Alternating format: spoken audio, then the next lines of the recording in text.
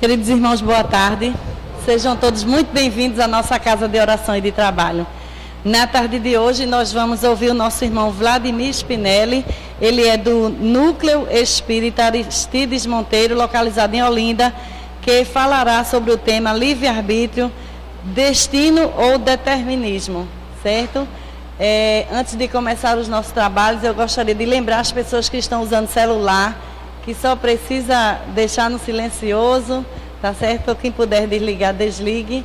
E os passistas só precisam se dirigir à sala do passe após a palestra no momento dos avisos. Para que possamos começar os nossos trabalhos em paz, harmonizados, eu gostaria de convidar a todos para que juntos pudéssemos fazer a prece de início do nosso trabalho. Oremos. Divino e amado Mestre Jesus, nós te louvamos e agradecemos por essa oportunidade de estarmos aqui para aprendermos um pouco mais a tua doutrina. Permita, Senhor Jesus, a todos nós, encarnados e desencarnados, nos auxiliando a assimilar bem os teus ensinamentos. Mas, Senhor Jesus, como eterno pedintes que somos, nos ajuda muito mais no momento de pô-los em prática.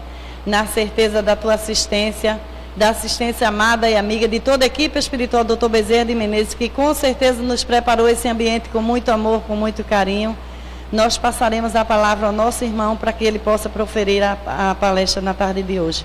Louvado seja nosso Senhor Jesus Cristo. Vamos passar a palavra ao nosso irmão.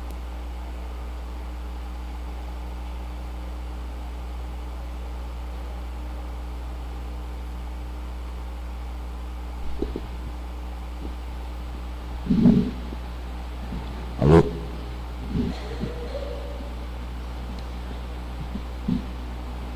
Queridas irmãs, queridos irmãos, que a paz do Divino Mestre Jesus encontre-se conosco hoje e sempre.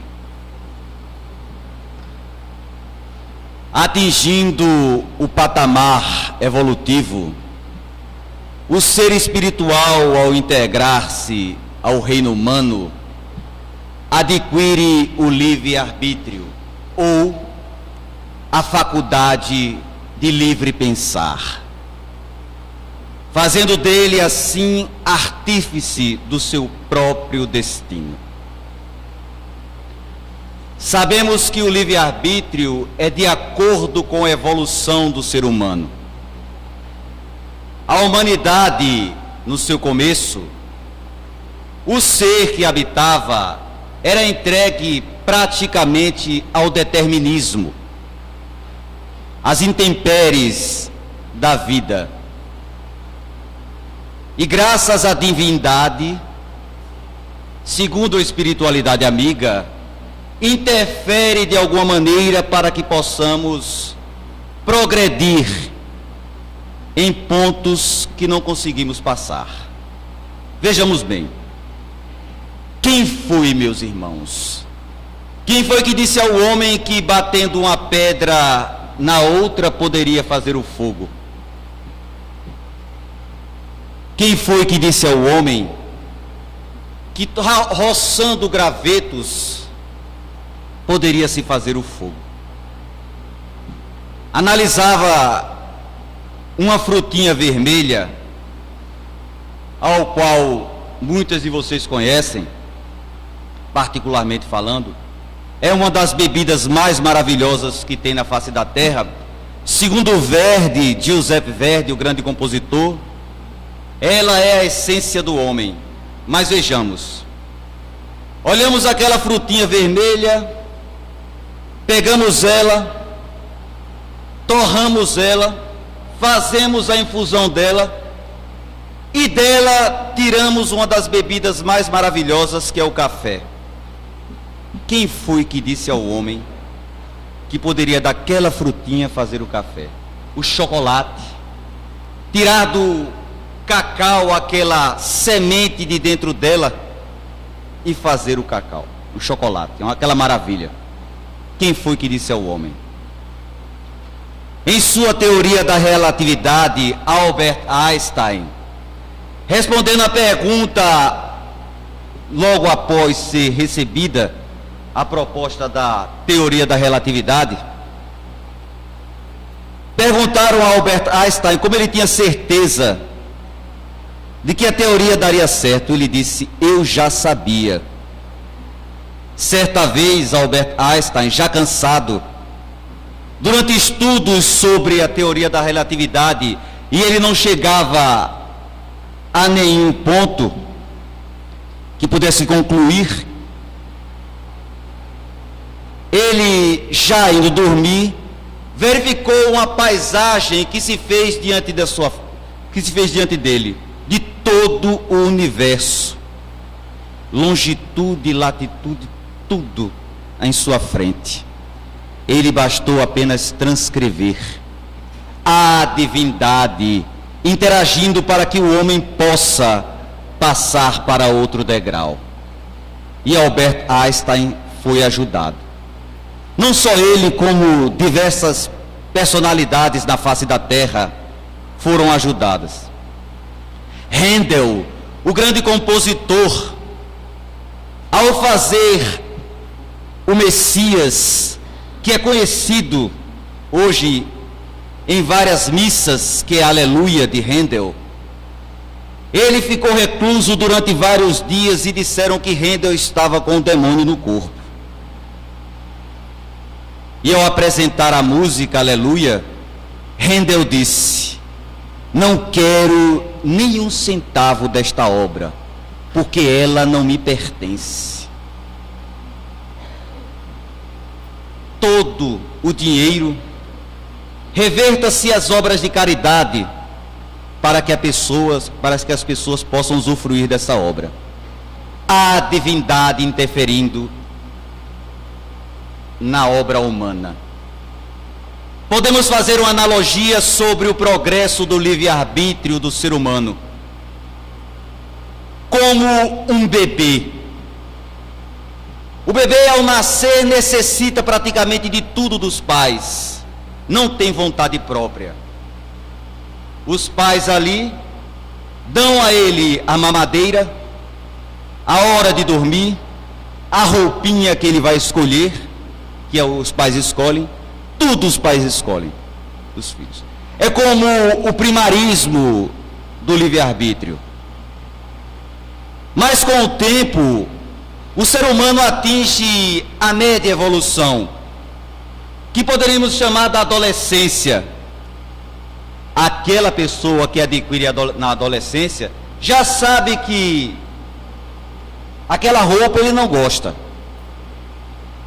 que aquele tipo de comida ele não quer frequentar alguns tipos de ambientes, e ele já começa a ter as suas vontades na adolescência, mas limitada ainda, porque não pode responder por suas atitudes perante as leis humanas. Não pode dirigir um carro, pode votar, mas não pode dirigir um carro. Dentro do lar, abrirei um parêntese, justamente para o livre-arbítrio dos adolescentes e dos jovens. Alguns pais dizem assim: eu não vou levar meu filho a religião nenhuma. Ele vai escolher a religião ao qual professar. Ora, meus irmãos, se o nosso filho depende da nossa educação, porque é do engano a pessoa dizer assim: fulano não tem educação. Todos nós temos educação. Agora, somos mal ou bem educados? Cabe ao pai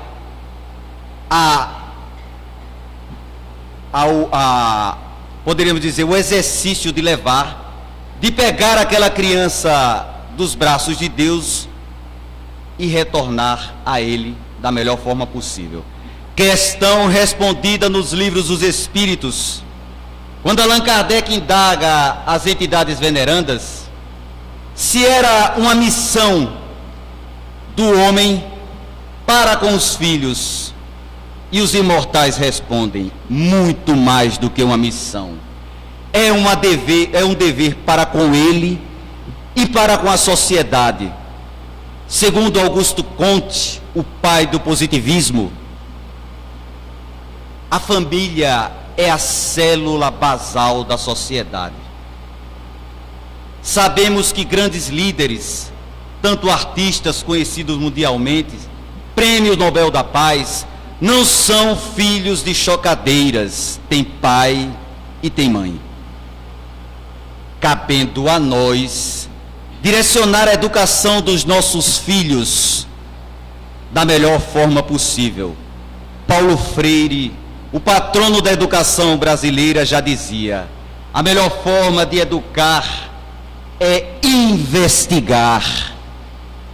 A educação vem da etimologia extraire, exducare, que é colocar para fora, saber as limitações da criança para poder instruí-las da melhor forma possível.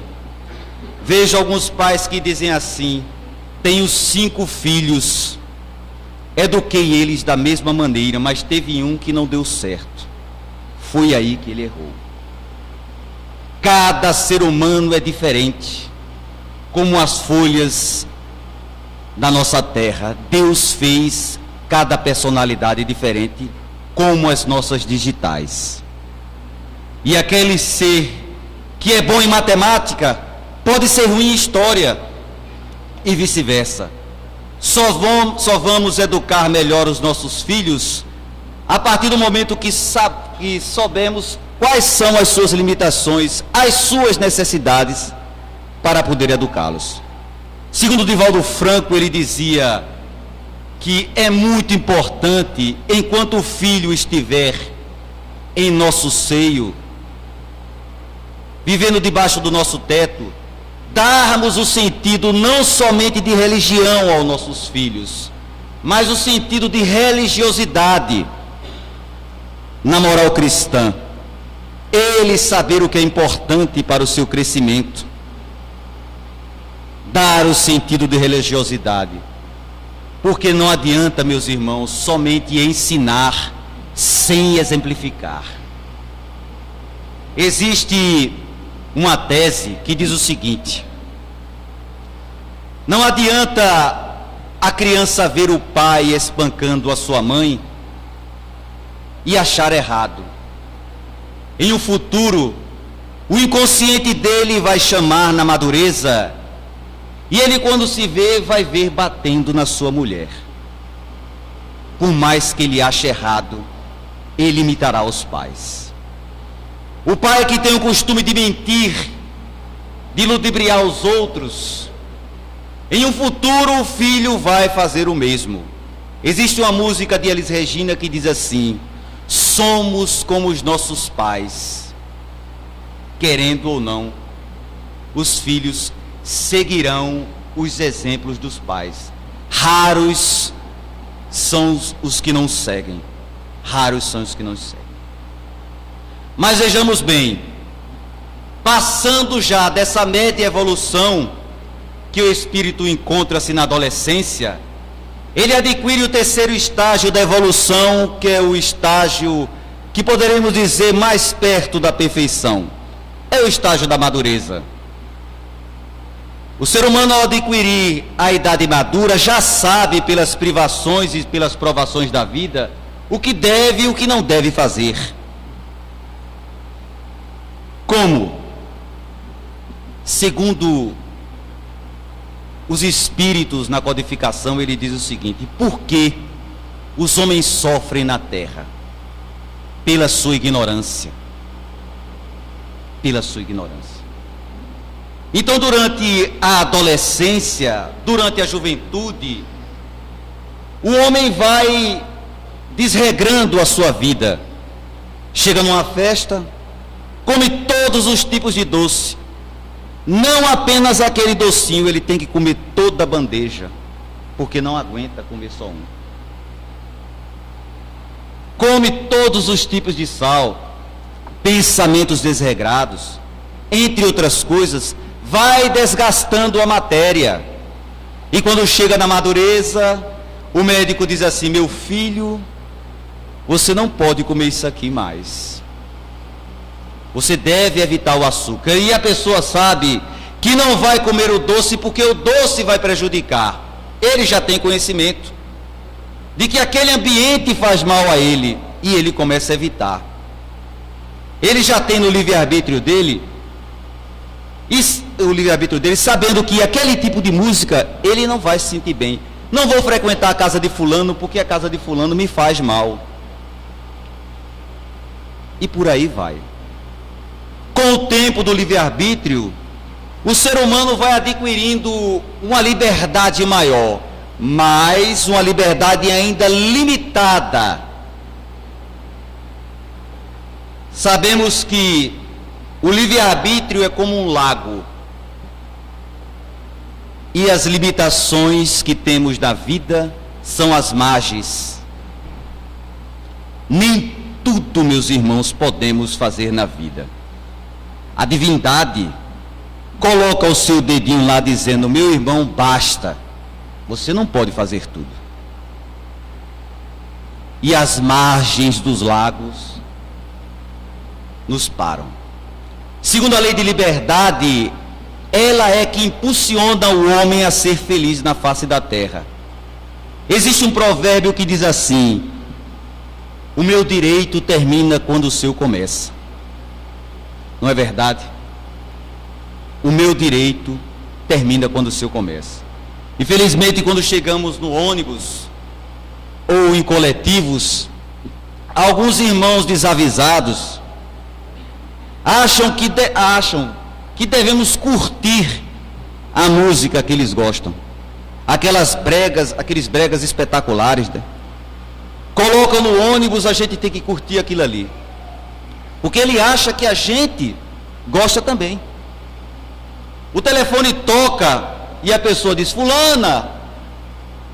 fulaninha vai ver comigo, como se nós tivéssemos o direito de saber dos problemas que essa pessoa está passando, o direito interferindo no do outro.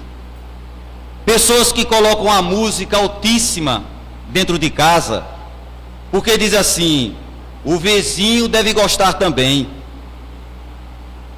Onde está o direito do outro?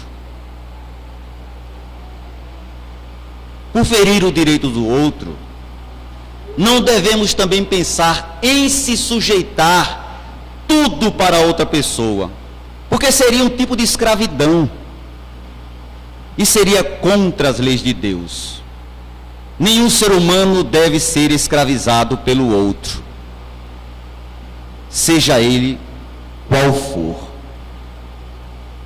Algumas pessoas antigamente sobrepujavam, principalmente maritalmente, as mulheres, colocando ela nas barbas da tirania familiar. A mulher não tinha direito de nada, e o homem, assim, sobrepujava ela, fazendo ela uma escrava do lar. Jesus já dizia, meus irmãos: bem-aventurados os brandos e pacíficos, pois eles herdarão a terra. Chegará um momento que os fortes não sobrepujarão os fracos. É a lei de liberdade e a lei de respeito. Quando a gente vê que algumas pessoas dizem assim: não, mas é pelas faltas de aptidão. Algumas pessoas não têm aquela mesma aptidão, então não terão que trabalhar dessa maneira. A gente muitas vezes vê isso. Será, meus irmãos, que as pessoas são felizes em suportar aqueles ônibus superlotados? Uma verdadeira vida de gado? Pela evolução do ser humano, ele vai verificar que as coisas materiais não têm tanto valor quanto as coisas espirituais. E aí, o ser humano vai evoluindo. Dentre as liberdades, está a liberdade de pensar, meus irmãos. A liberdade de pensar é aquela que dá ao homem a faculdade maior, porque ele se torna livre em seu pensamento, fazendo que o ser humano não se torne robô dos outros. É o livre-arbítrio. Não sendo robô. O que vemos é que algumas pessoas, ao ferirem essa lei do pensamento, colocam os outros como se fossem escravos.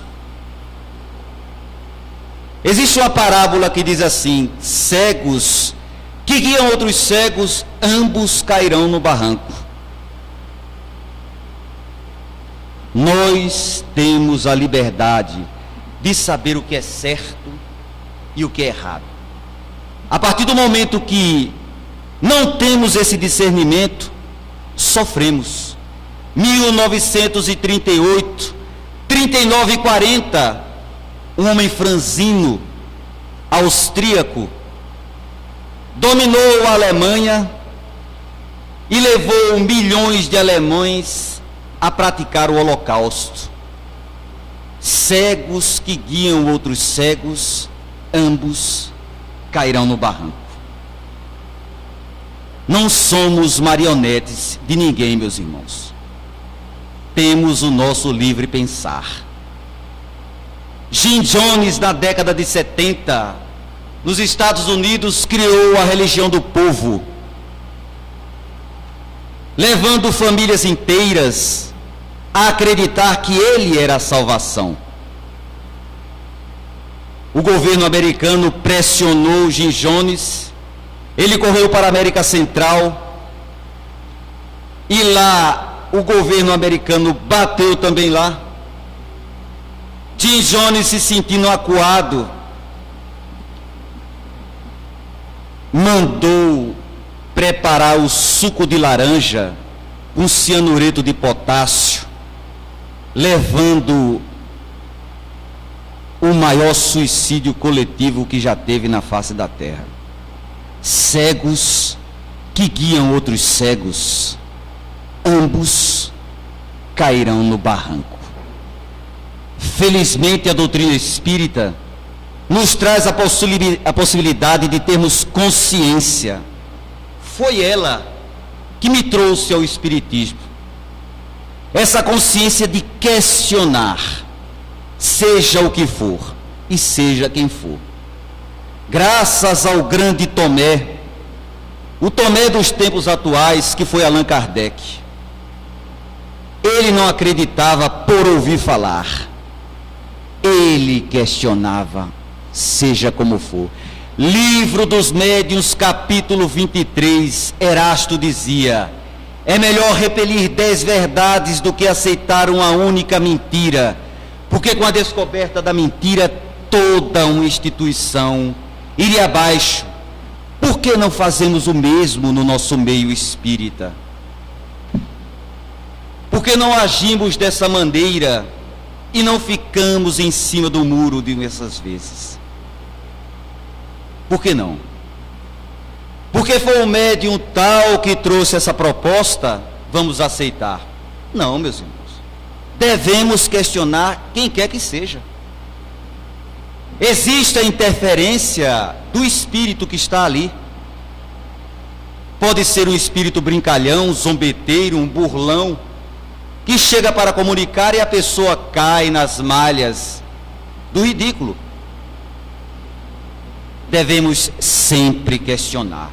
Um dos questionamentos que me levou ao espiritismo foi: por que existe tanto sofrimento na face da terra? Segundo algumas pesquisas, meus irmãos, 1,2 bilhão de pessoas sofrem privações na face da terra. 1,2 bilhão de pessoas. A cada 6 segundos, desencarna uma pessoa de fome e de sede.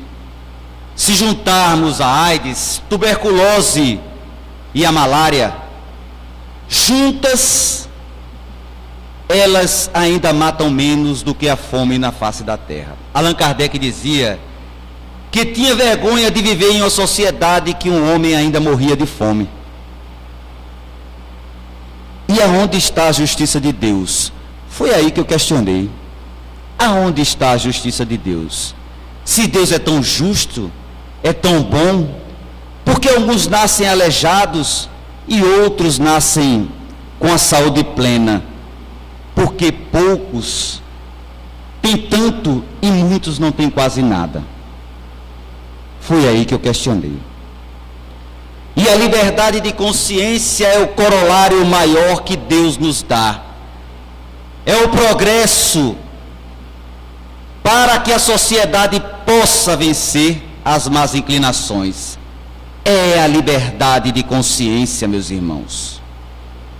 Questão 836 do Livro dos Espíritos, Allan Kardec perguntando dessas relações de Deus com o homem, os imortais respondem: assim como o homem, pelas suas leis, regem a sua relação de homem com o homem, pelas suas leis, Deus, pelas leis da natureza, regem o seu relacionamento com os homens, pelas leis da natureza. Aí a pessoa pergunta: ora, meus irmãos, como assim? Vocês acreditam que Deus fica com o caderninho lá em cima dizendo: fulano fez isso, cicrano fez aquilo outro, olha, Deus vai te punir, Deus vai te castigar? Deus é tão soberanamente bom, justo, que Ele colocou a consciência, na consciência, a justiça divina. Questão 621 do Livro dos Espíritos. Podes enganar a qualquer um, podes bular todo o sistema, mas é tua consciência, tu não consegues bular. Você pode, durante o seu dia, chegar para amigos e tratar aquele amigo de uma forma diferenciada, porque no íntimo você sabe que você vai querer algo dele. Eu estou tratando fulano bem, porque lá na frente eu vou querer algo em troca. Sei que na minha casa tem um verdadeiro Ibama, tem um gato escondido, tem um jacaré escondido, mas somente eu sei e ninguém sabe. Sei também que eu fraudo o imposto de renda para depois ter a restituição. Eu sei que eu estou fazendo isso. Aí algumas pessoas dizem assim: mas é do governo. E quem paga o governo? Não somos nós? A consciência, meus irmãos, corolário maior para o progresso da civilização humana. Devemos entender que Isaac Newton já tratava dessas leis da natureza na sua terceira lei de Newton, quando ele dizia: para cada ação existe uma reação, de forma contrária com a mesma intensidade. Isso é ciência física. Isaac Newton já dizia isso. Se você joga uma bola vermelha na parede, ela voltará com a mesma intensidade. Se você der um murro na parede, com certeza você não quebrará a parede, mas a sua mão vai ficar quebrada. Se você der um tiro com um revólver, ele vai dar um coice para trás. É física, lei de ação e de reação. Mas não é como o Código de Hammurabi, as leis divinas, que é a lei de Talião. O Código de Hammurabi já veio de 1700 a.C. Era o tal e qual: quem fere com ferro será ferido. Mas a lei de causa e efeito é diferente. Deus é justo e é bom. Deu para nós a chance de reparar.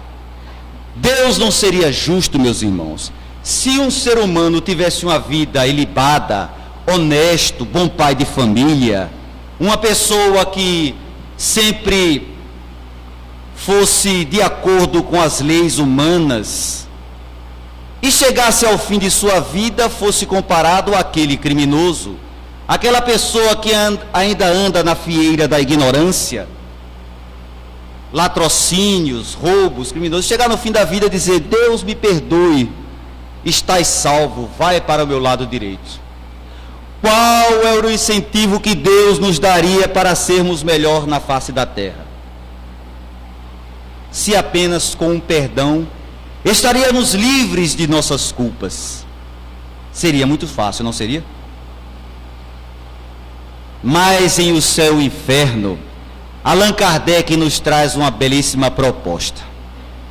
Não apenas arrepender-se para poder estar quites com a consciência.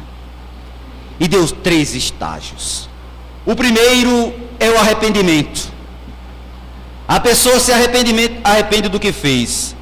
O segundo vem a expiação, o sofrimento. Por que eu fiz isso? Não deveria ter feito. O terceiro é reparar aquilo que fez. Aí realmente estás quite com a tua consciência. Na lei de causa e efeito, em crônicas, em cartas e crônicas de Humberto de Campos, sobre a psicografia de Francisco Cândido Xavier, ele nos traz uma proposta belíssima na história de O Grande Cabeça, advogado, conhecido em Minas Gerais pela sua inteligência.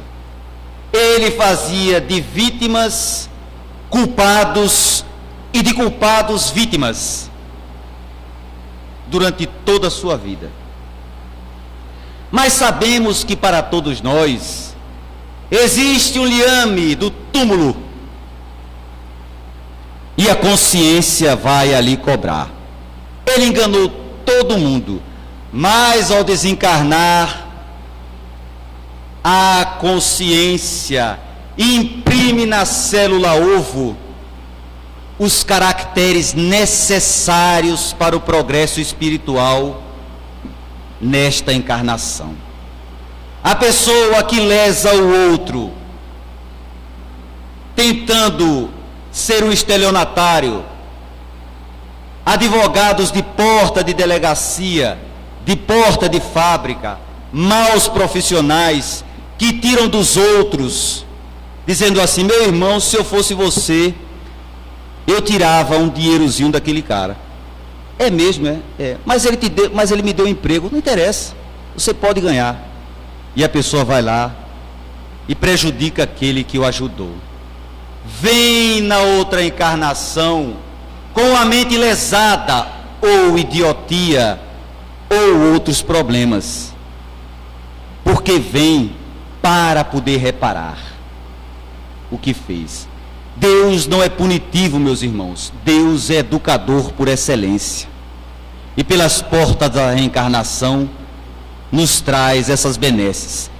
Allan Kardec perguntou aos espíritos qual era o fundamento do dogma da reencarnação. Certa vez, conversando com meu amigo que está ali sentado, que é do mesmo centro que eu, Adriano, eu disse a ele que o Espiritismo tinha dogma. Ele disse: não tem dogma. Tem dogma. Questão 171 do Livro dos Espíritos, aonde se fundamenta o dogma da reencarnação. Na justiça e na revelação, o bom Pai sempre deixa a porta aberta ao arrependimento. E a porta aberta ao arrependimento é a reencarnação. Querendo ou não, irás reencarnar. Não adianta questionar. Por mais questione aqui o seu progresso espiritual, você necessita reencarnar. Então você vai reencarnar. É um dogma. Então, pelas portas da reencarnação, a gente vai se melhorando. E ele, o advogado da grande cabeça, veio na outra vida, agora de forma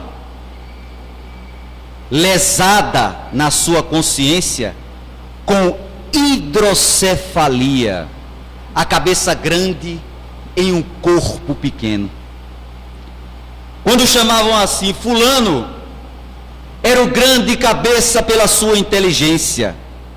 Agora era o grande cabeça pela deformidade da hidrocefalia. Lesou e a mente veio cobrar. E são diversos casos, meus irmãos. Mas aí é mais uma causa, e aí é mais ação e reação. Poderemos dizer outro fato relativo, que foi o fato de Saturnino, também Saturnino Pereira, que alguns espíritas aqui conhecem, eu acredito, que era um trabalhador da seara espírita, e ele, durante muito tempo, ele foi uma pessoa que sempre fez o bem, trabalhou nas lides caridosas, vivendo na moral cristã, mas em um trabalho numa fábrica, perdeu o polegar. Acho que algumas pessoas aqui já conhecem essa história. E alguns colegas revoltados, mas como pode, fulano? Como pode uma pessoa tão boa sofrer assim, ser um dedo amputado? E numa reunião mediúnica na qual ele era espírita e professava a religião, chegou lá e o espírito disse: não questione muito, Saturnino. Você sabe o que você foi em outra encarnação? Foste um senhor de engenho e castigaste o teu empregado, estraçalhando o seu braço inteiro em uma máquina do engenho. Virias nesta vida para perder o teu braço, mas como foste um homem bom, de acordo com o tempo, o teu karma, como assim poderíamos dizer, foi diminuindo até só restar o polegar. Pagarás até o último ceitil. O bem que praticas cobre uma multidão de pecados. Jesus já dizia isso. Então, ele teve que pagar pelo menos o dedinho, mas teve que pagar. Não estamos livres, meus irmãos, da justiça divina. Algumas pessoas questionam assim: Vladimir, por que acontece tanto mal assim? Aviões caem. É até uma questão muito polêmica. Aquele caso da Boate Kiss, que muitos jovens morreram ali. Será que foi determinado aquilo ali acontecer? Muitas pessoas perguntam sobre isso. Será que aqueles jovens estavam ali para morrerem daquela maneira? Vejamos, meus irmãos. Se você for analisar por apenas uma encarnação, ficaria difícil. Ora, fulano foi uma pessoa boa na outra encarnação. Como é que pode ter acontecido isso nessa encarnação?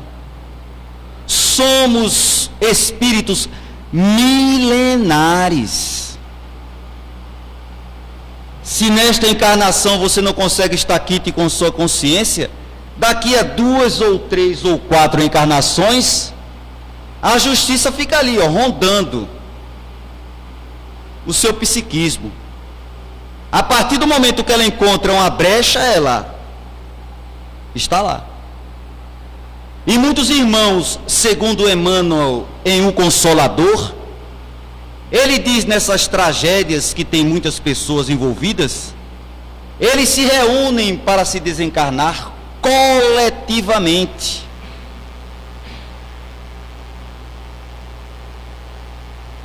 Coletivamente, por diversas encarnações.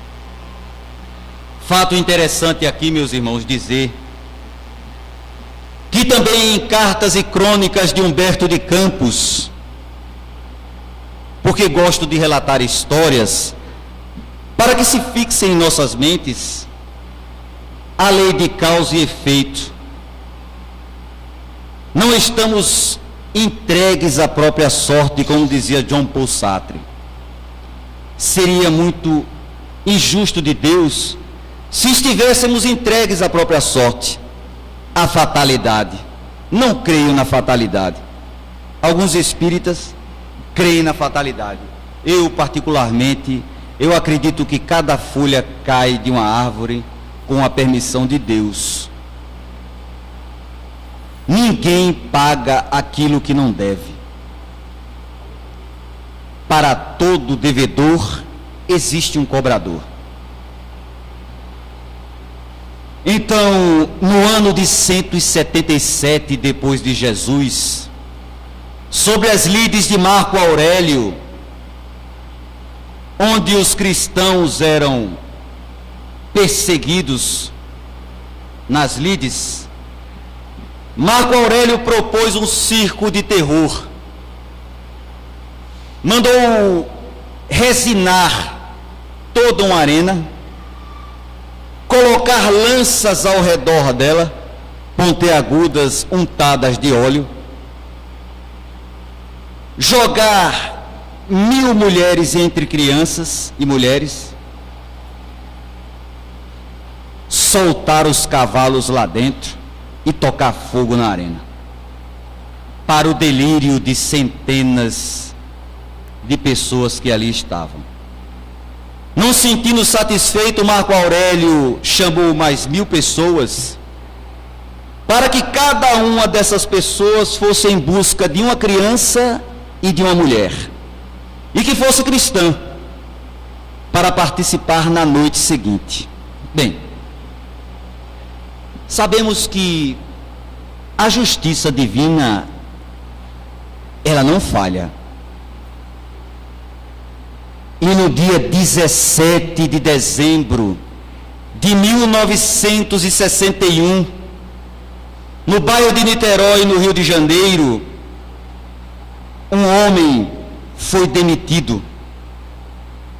E revoltado, uniu-se com um morador de rua e 2 mulheres que ali se encontravam, companheiras dele. Pegou 1 litro de gasolina e tocou fogo no circo, ceifando 500 vidas.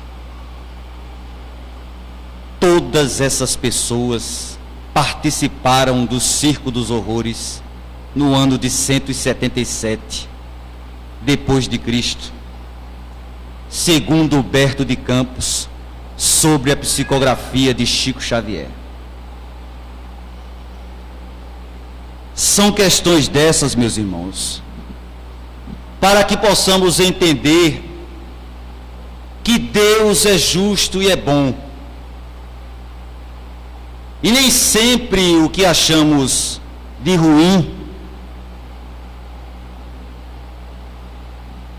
seja fatalidade, seja o ruim mesmo para nós.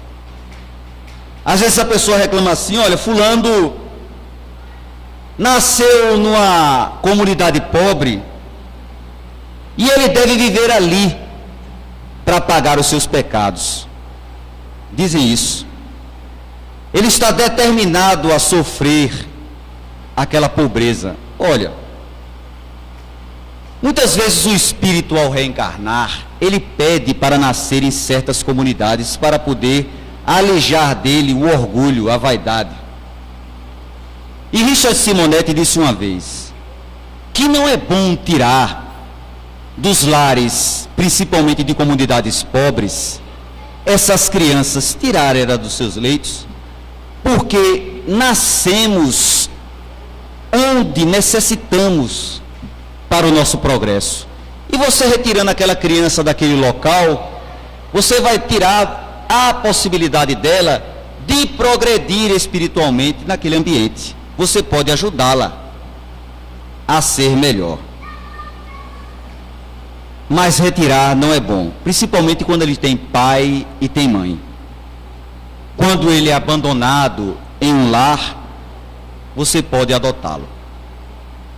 Algumas pessoas dizem assim: fulano era uma pessoa boa, nunca fez mal a ninguém, não fumava e não bebia, mas morreu com um câncer. Já ouviu falar sobre isso?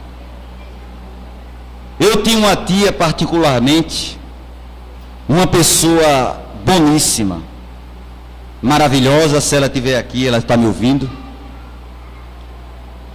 de uma vida exemplar, mas ela carregou dentro dela uma mágoa que consumiu ela aos poucos e levou ela a um câncer de pâncreas.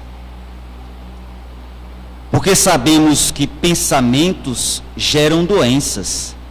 Não é somente só a causa física, são os nossos pensamentos. Adoecem o nosso espírito, somatizam no perispírito e vão ali no corpo físico. Uma pessoa que tem no seu fluido vital, é predeterminado a viver 70 anos, e durante a sua vida consome cigarro, bebidas alcoólicas, pensamentos desregrados, ódio, inveja, ele vai diminuir a sua vida física e vai morrer mais cedo. É um suicida inconsciente. Não foi determinado que ele tivesse aquele dia para morrer. Porque a pessoa diz assim, não, fulano tem um dia certo para morrer. Nem sempre. Às vezes aceleramos o nosso destino, o nosso tempo para morrer, com nossas vidas desregradas, esportes radicais. A pessoa, hoje vendo na televisão, vai ali e diz, não, esporte é saúde, não é? Aí vejo os MMAs da vida, as Fórmulas 1 da vida, onde o homem brinca com a vida e estraçalha o seu carro no muro. Era para morrer ali? Muhammad Ali está com o mal de Alzheimer, está com o mal de Parkinson, pelas pancadas que levou durante a vida na cabeça. Isto é saúde? Será que tratamos bem do corpo para ter a vida que deveríamos ter? Nem tudo é determinado. Somos juízes e réus de nossas próprias causas, meus irmãos. Somos responsáveis daquilo que fazemos. Não somos escravos de ninguém, nem do pensamento de ninguém. Cabe a nós saber o que é certo ou o que é errado para seguir em frente. Outro problema que atordoou, trago este livro aqui, de Wilson Kizerski, que tem o tema Destino, Determinismo e Livre-Arbítrio. É um estudo. E nele ele traz uma proposta bastante polêmica, uma história polêmica, que vale até, eu estou trazendo até como forma de estudo, que foi um caso que chocou a sociedade brasileira. No ano de 2007, 7 de fevereiro, um assalto, uma senhora ao sair do centro espírita, com sua irmã e com seu filhinho, foi assaltada, tiraram ela, a irmã e a colega, colocaram para fora do carro, mas a criança ficou lá dentro, presa pelo cinto de segurança, arrastada 7 quilômetros nas vias públicas. Foi um choque. E perguntaram, como pode uma criança sofrer uma coisa dessa? João Hélio. Todo o Brasil ficou sabendo disso. Depois de alguns meses, recebe-se uma carta que está aqui neste livro, segundo pesquisas do nosso nobre colega, uma carta de um bandista, médium de confiança, que ele mandou esta carta psicografada pelo próprio João Hélio. Passou 300 anos para tentar reencarnar, para aceitar reencarnar novamente, porque ele não aceitava, ele não se achava digno de reencarnar, pelo que ele havia feito. João Hélio, segundo ele mesmo na carta, diz que foi um daqueles legionários das legiões dos leões africanos, também uma das diretrizes de Roma. E ele tinha um sentimento mordaz, mórbido, de arrastar nas bigas corpos de mulheres e de crianças. É a lei de causa e efeito. Ele veio depois de 300 anos para passar pelo mesmo, segundo o que ele disse, e foi arrastado pelo carro. Vejamos que ninguém foge da justiça divina. Existe um exercício maravilhoso, até mesmo para que possamos começar a entender como vamos ter as nossas diretrizes e nos desviar, melhorarmos no nosso dia a dia, saber o que estamos fazendo, como ser o nosso futuro, fazendo do presente hoje melhor. Algumas pessoas do movimento dizem assim: o Espiritismo não proíbe nada. Podemos fazer tudo. Eu tenho um amigo, Lício Rangel, foi meu amigo de infância, e ele dizia a mim: Vladimir, ser espírita é muito difícil, porque ele nos traz a consciência do que devemos e que não devemos fazer. E é verdade. Paulo de Tarso dizia: tudo é lícito, mas nem tudo me convém. Tudo me é lícito, mas nem tudo me edifica. Quando Paulo de Tarso falou que tudo era lícito, ele dizia que tudo poderia ser legal às leis dos homens, mas quando ele dizia nem tudo me convém, ele falava sobre as leis morais de Jesus. Nem tudo me leva ao caminho do Cristo, nem tudo me edifica. Está aí a proposta. Devemos entender esta proposta para que possamos melhorar. Antes de finalizar, meus irmãos, eu gostaria de trazer aqui uma história que eu ouvi Divaldo falar, que foi a história de um médico quintanista de Los Angeles, Tadeu Merlin, um jovem ainda que defendia a eutanásia. Ele dizia: eu serei a misericórdia. Quando um ser humano sofrer de algum problema que a medicina não tiver cura, eu aplicarei a eutanásia. E os professores dele: meu filho, você tão jovem já com este pensamento? E os anos se passaram, e numa dessas turbulências das intempéries do tempo de Los Angeles, como sabemos, tem muitos terremotos lá, tem muitos maremotos, aquelas coisas todas. E o hospital onde Tadeu Merlin estava lotado. E o telefone toca. Era uma senhora pedindo ajuda. Tinha uma mulher que estava sofrendo do parto, não conseguia ter as contrações para o parto. E o hospital lotado, ela não podia ir para o hospital. Ela disse: pelo amor de Deus, mande o médico para cá.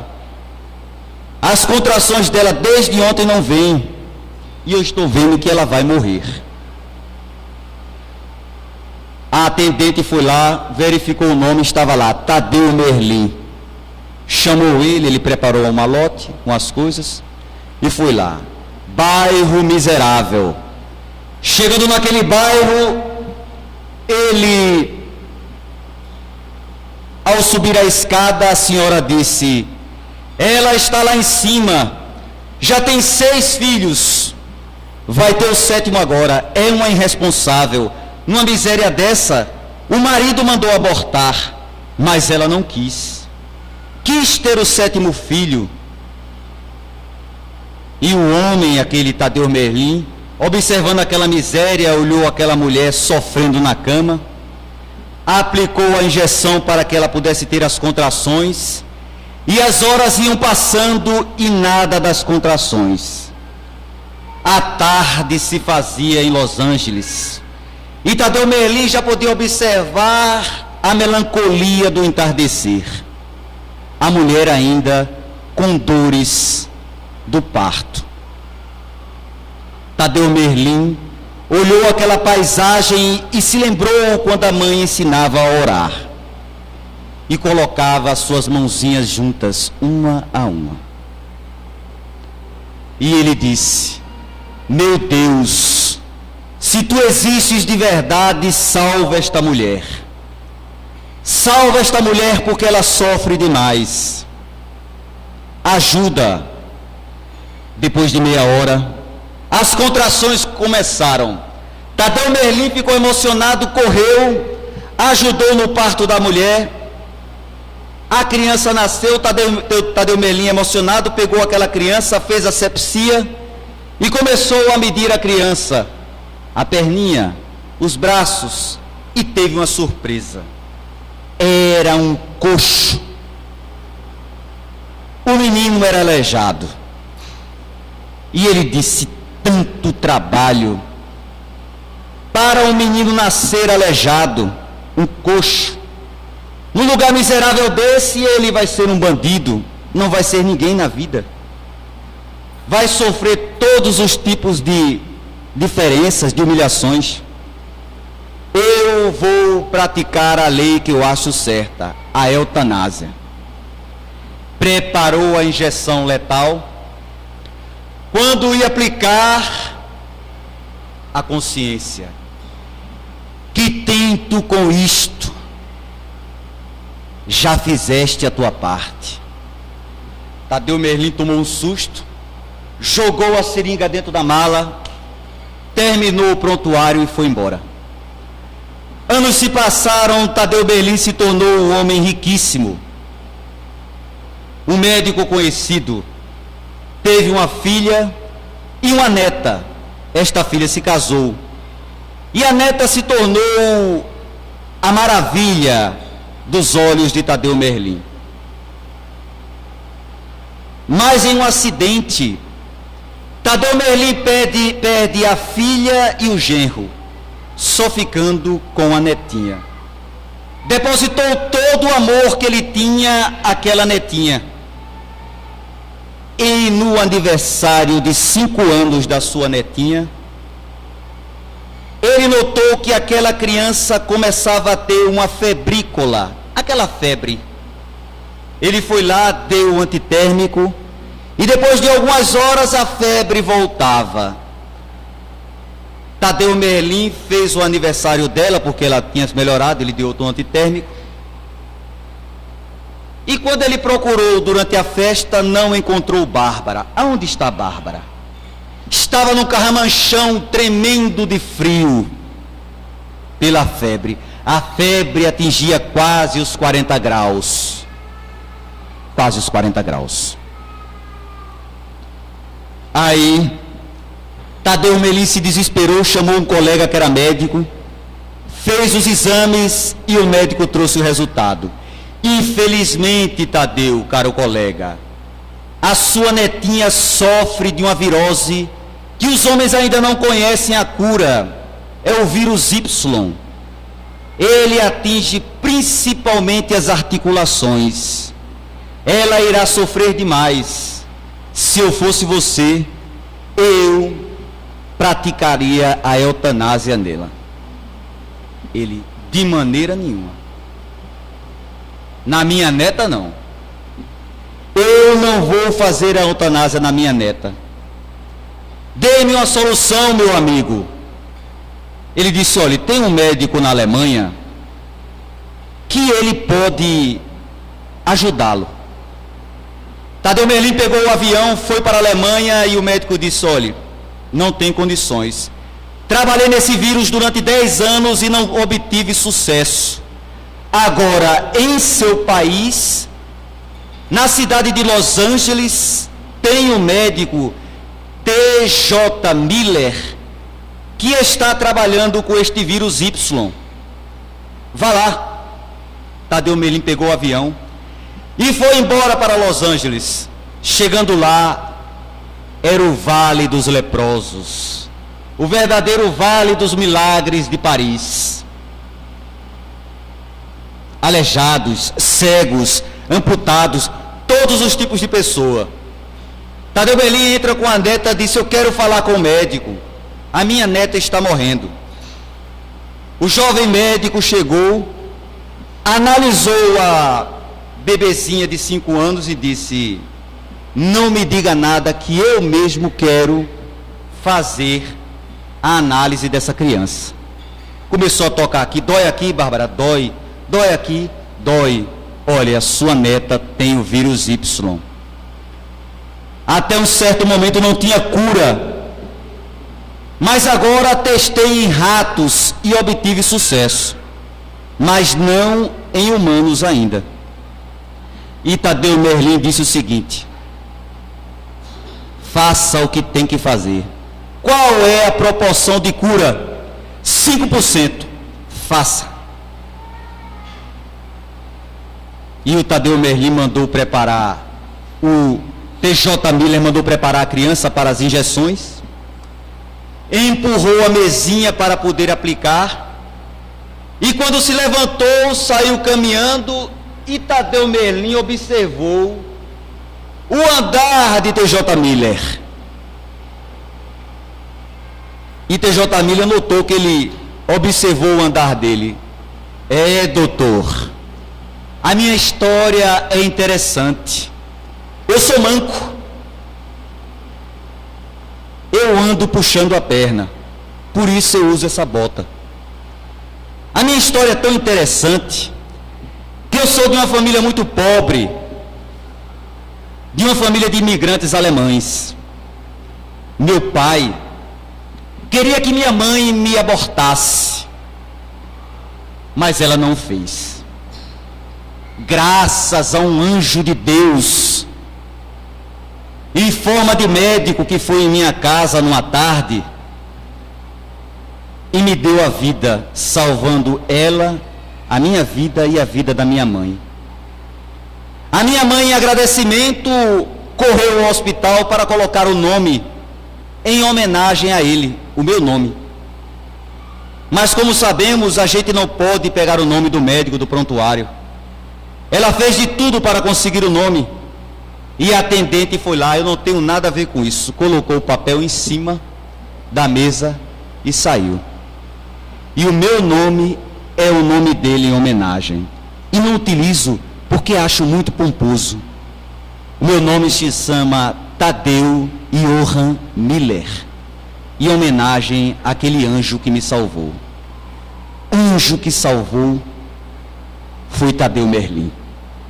Os olhos cheios de lágrimas, Tadeu Merlin observa aquele homem coxo e ele diz: ficaste emocionado, doutor? Sim, pois é melhor ser coxo do que ser cego. Eu não enxergava e hoje eu vejo. E ele salvou a criança. Vejamos, ele interferiu ao salvar aquela criança, interferiu no futuro para que aquela jovem criança salvasse a sua neta. Fez assim, pelo livre-arbítrio, um destino melhor, o destino da sua neta, e o salvou. Como Allan Kardec sempre nos diz, meus irmãos, para que todos os dias de nossas vidas sejamos melhor hoje do que ontem, e amanhã melhor do que hoje, lutando sempre contra as nossas más inclinações, meus irmãos. Que a paz de Deus esteja conosco hoje e sempre mesmo. Assim seja. Nós queremos agradecer primeiramente ao nosso irmão Vladimir. Ele é do Núcleo Espírita Aristides Monteiro, localizado em Olinda, e dizer-lhe que ele será sempre muito bem-vindo. Primeira vez na nossa casa, né, Vladimir? Bom, os avisos da nossa casa. Nós temos um lar geriátrico com 27 vovozinhas no primeiro e segundo andar. A visita está aberta diariamente a partir das 14 horas. Campanha do quilo todo primeiro e quinto domingo do mês, a partir das 8 horas da manhã. Todo domingo às 16 horas nós temos a reunião da Mocidade Espírita aqui na nossa casa, para que a gente possa trazer os nossos jovens, e a evangelização infantil, para trazermos as nossas crianças para serem evangelizadas mais cedo. Amanhã, segunda-feira, 19h45, tem a reunião de consulta espiritual. As pessoas que quiserem fazer uma consulta, cheguem um pouquinho mais cedo para tomarem seu passe e preparar sua ficha. Na reunião de terça-feira, às 20 horas, nós teremos o nosso irmão palestrante, Carlos Vicente. Ele é do Abrigo Espírita Lar de Jesus, localizado na Torre, que falará sobre o estudo do Livro dos Espíritos. Nas sextas-feiras, nós temos na nossa casa os estudos espíritas. Primeira sexta-feira, André Luiz e a vida no plano espiritual.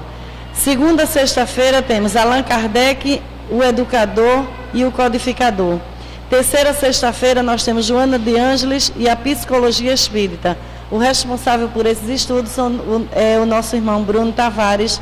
Todos vocês podem comparecer. E a última sexta-feira sempre uma palestra diferenciada.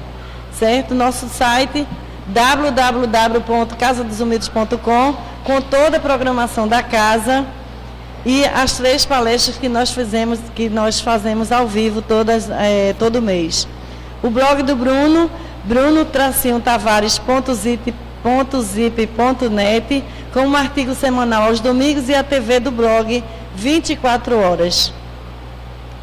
Leio o artigo de hoje, que é Um Trem-Bala, chamado André Luiz, e o filme da semana é A Casa dos Espíritos. Muito bom a gente fazer esse acompanhamento, porque aí traz muitas outras notícias, tá certo? Vamos mais uma vez elevar o nosso pensamento ao alto, agradecendo a Deus, agradecendo a Jesus pelo banquete que nós tivemos na tarde de hoje. Pai nosso que estás nos céus, santificado seja o vosso nome. Venha a nós o vosso reino, seja feita a vossa vontade, assim na terra como nos céus. O pão nosso de cada dia nos dai hoje. Perdoa-nos, Senhor, as nossas ofensas, assim como nós perdoamos a quem nos tem ofendido. Não nos deixeis cair em tentação, mas livra-nos, ó Mestre, de todos os males, porque teu é o reino, o poder e a glória. Divino e amado Mestre Jesus, ajoelhados espiritualmente, nós te louvamos e agradecemos por essa oportunidade de estarmos aqui, por ter recebido este banquete espiritual de ensinamentos. Permita, Divino Mestre, que cada um de nós aqui presentes possamos levar conosco os fluidos de paz recebidos diretamente de Ti, e que também possamos distribuí-los com nossos familiares, amigos, vizinhos e todos os irmãos que estiverem ao nosso redor.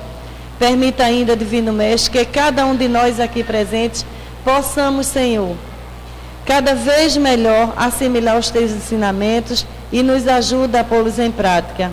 Nos ajuda, Senhor Jesus, a sermos assíduos, a sermos perseverantes, a continuar lutando no caminho do bem.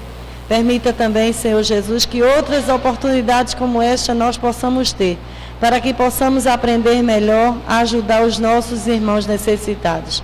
Na certeza da Tua presença, da Tua assistência no trabalho seguinte, nós pedimos a permissão para dar por encerrado o estudo da tarde de hoje. Louvado seja nosso Senhor Jesus Cristo. Muita paz para todos nós. Quem não pegou a ficha para tomar o passe, aguarde que no final será convidado.